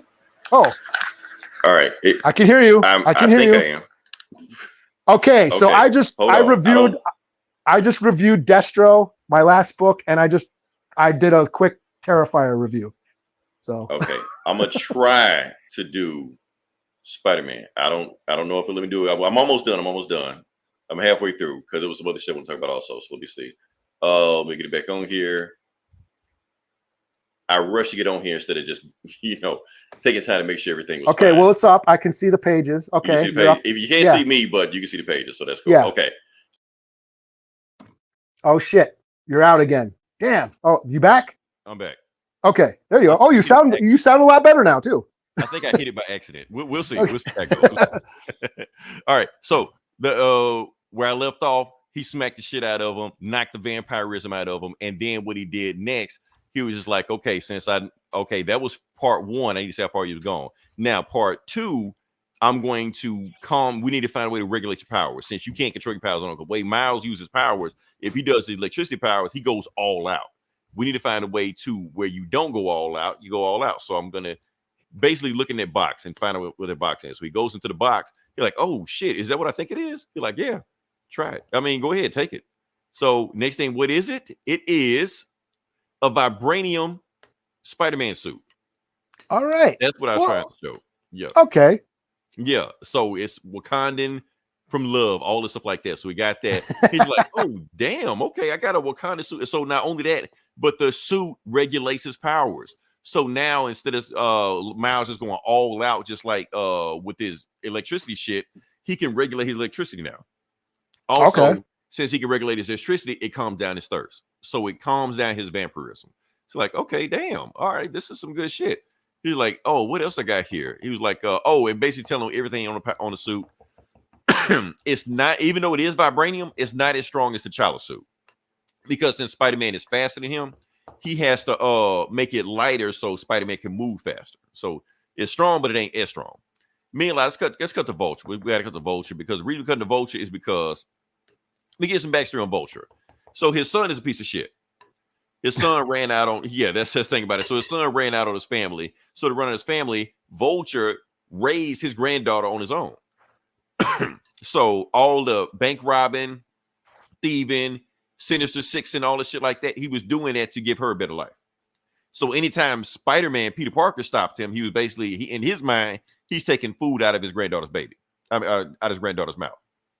And now he finds out that his granddaughter is dating a Spider-Man. Nah, not on his watch. That shit ain't happening. So he's about to sell that score right now. He's on his way to look for him. Meanwhile, past all that shit. And cut to, and not only that, he's showing him other stuff on his head. Like I said, he's got it where it is vibranium, but not as strong as his Black Panther suit. Also, he has vibranium webbing. So how the hell does T'Challa know how to do vibranium webbing? Vibranium webbing, yes. So Peter Parker is a dumbass. He could have made billions off this patent. He invented it. He made this shit. If T'Challa, I don't even think T'Challa made it.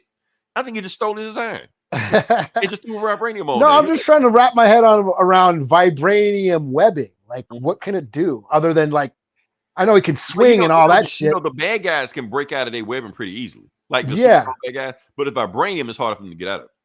Like, could it absorb power too? Like, or possibly. That's it's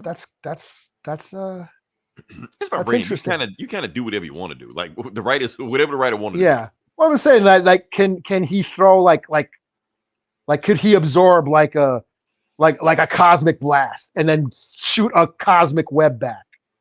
I don't know. You know what I'm saying? Yeah, possibly. I don't know. Makes you think. Yeah. Did I just give a fucking writer an idea? If they're listening to this podcast, if they're listening to, no one's listening. Okay. Yeah. So the thing is, the child is just like, you heard it here first, though. Somebody's listening, like, yeah, somebody listen to this shit. They're probably just moonlighting, listening to just random ass podcasts and nobody pays attention to, stealing ideas. Other than the perverts that just want to bang Leroy, yeah. Maybe they're the same guy. Who knows? That's Chip Zdarsky right there. So yeah. I already writing shit about him spooning himself, so yeah. All right. Anyway, so the child is just like, okay, so yeah, that's cool. Vibranium web and vibranium suit, also like that. Okay, let me see what you learn. You're like, what you learn? Okay, are you sure? Because if I smack the shit out you, isn't that technically treason? You're like, depends how hard you hit me. If I deemed it as a worthy hit, you're like, okay. And then he does the whole Bruce Lee shit, fight me. And then they go like, all right, they go, bam, catches it. Still didn't do shit. But the thing is, he's trying to tell him that, okay, so his lightning blast, his electric blast aren't as strong as they used to be, but at least he can regulate them now. So he can go for a long period of time. Because the thing is, before, when he do those hard venom blasts, those electric blasts, it burns them out. But now he can go for a long period of time and he actually fights. So like, okay, you're more level-headed now. So like, cool. It was like, okay, so there's one more thing we need to do. Now we need to, the third part of fixing the vampirism, we need to leave the physical plane and need to go to, and before he can finish that, spider senses goes off. He's like, oh shit, what the fuck going on? And he realizes the spider senses are above him. He's like, oh shit, I already know who it is. He can sense it's Vulture. And bam, Vulture breaks through the window right there. Spider-Man, we have unfinished business. But he breaks into Misty Knight's lab. And meanwhile, it's like 5 superheroes in there. His granddaughter, Misty Knight, Black Panther, some doctor, and Miles Morales. He was like, man, you're not going to take all 5 of us by himself. And Miles is just like, hold up. Everybody stay back. I got this. And Starling's just like, hold up. You going to take my granddad on by himself? Like, you got us.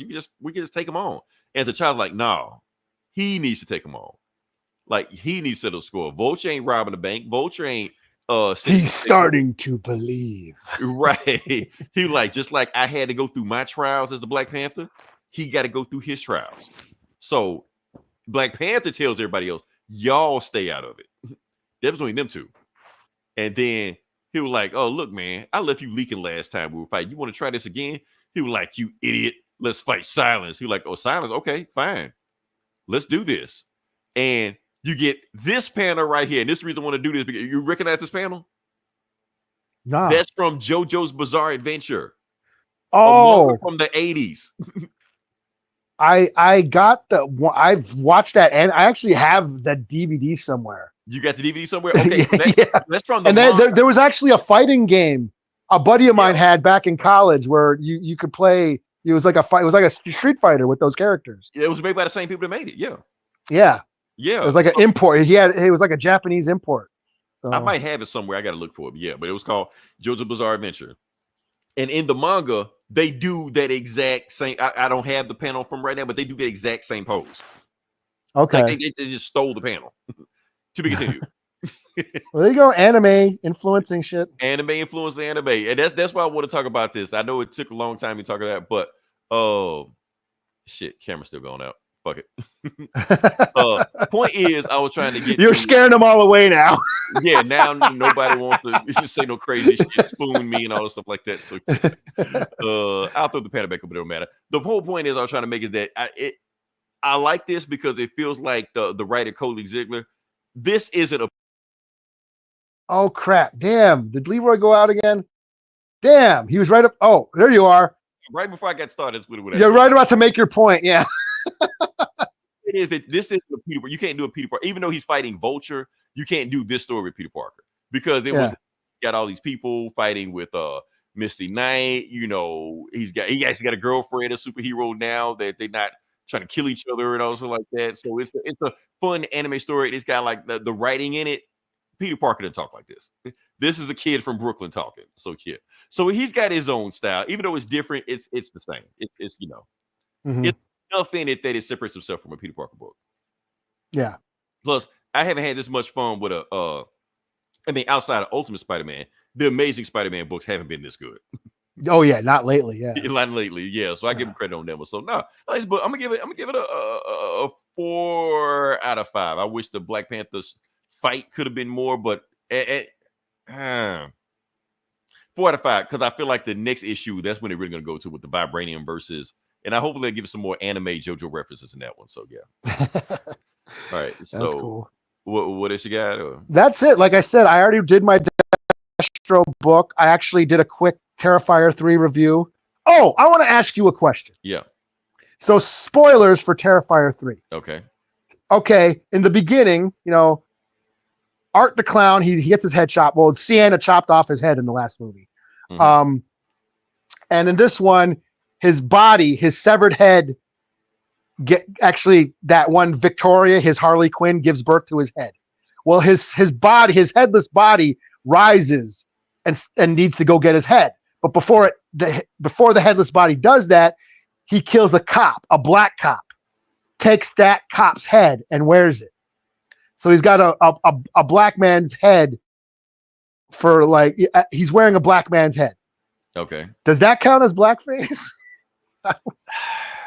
That's that gray area. That's like that Robert Downey Jr.